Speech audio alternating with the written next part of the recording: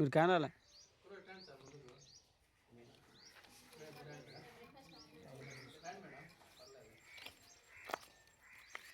వాళ్ళేమో ఉంటారా కొంచెం ఇటు రమ్మని సుబ్బు వాళ్ళ నమ్మను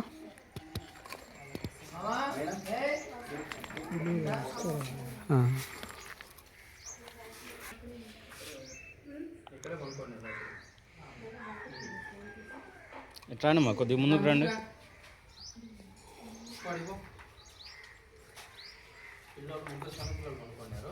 ఇక్కడ మొత్తం వేసుకుని మొదలుకున్నారు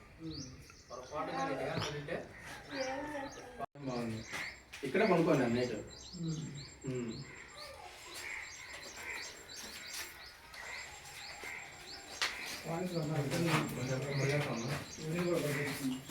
తినే ఉండరా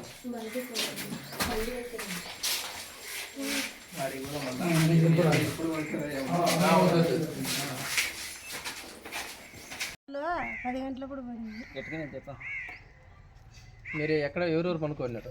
నేను పిల్లలు పనుకొని ఎన్ని గంటలు పడిందిమా? 10 గంటలప్పుడు పడింది సార్.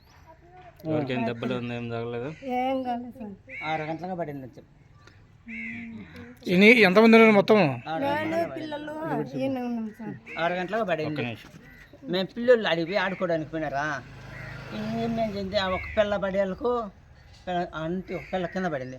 పడుతుందని పిల్లలు తీసుకుని గడకు వచ్చేళ్ళకు ఆయన నేను ఇద్దరం పోయి ఆడ ఇప్పుడు బెరువు నిలబెడుతున్నాను. అడిగి పోయి నిలబడుకునే తలకి నేను ఈ పక్క గోడ పడతాను, ఇటు చూసాను ఈ గోడ ఇట్ట పడింది ఈరోజే. ఆ సమయంలో ఎవరు లేరా ఇంట్లో? పడేటప్పుడు ఎవరు లేరా ఇంట్లో? ఎవరు లేరు పడేటప్పటికి ఎవరు ఆయన నేను ఇద్దరమే ఉండి అడుగు నిలబడుకుంటే తలకి పడిపోయింది. ఏ టైంలో పడింది? ఎన్ని గంటలప్పుడు పడింది? 6 గంటలప్పుడు. తెల్లారుజామున 6 గంటలప్పుడు పడింది. ఈరోజు 6 గంటలకు 6 గంటలకు పడింది. తర్వాత ఇంకా నేనేం భయపడి ఆ గుడ్డలు గుర్తులన్నీ రూమ్లోకి చేర్చుకున్నా. ఇప్పుడు ఈ రూమ్లో చేసే మేడం వచ్చి ఈడ కూడా మీరు వద్దు కాల్ చేయమంటే అన్ని సామాన్ అంతా తీసుకొని అట్లా చేసుకున్నాం. దాంట్లో కూడా నీళ్ళు ఉన్నాయి, నీళ్ళల్లోనే జరుచుకుంటాం, సామాన్ అంతా జరుచుకుంటా ఉండ. నాకు ఇల్లు లేదు అక్కడ లేదు.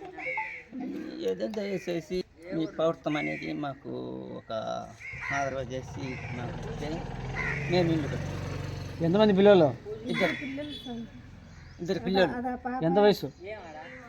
6 ఏళ్ళ బాబు, 3 ఏళ్ళ అమ్మాయి. ఇల్లు కట్టి ఎన్ని ఏళ్ళు అయింది? ఇల్లు కట్టుకో అవుతుంది. ఇల్లు కట్టి సుమారుగా 20 ఏళ్ళు అవుతుంది. ఇప్పుడు దేని వల్ల పడిపోయిందంట ఇల్లు?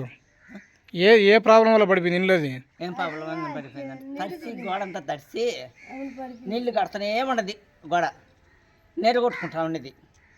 అదేం చేస్తుంది మేము అనుకున్నాం.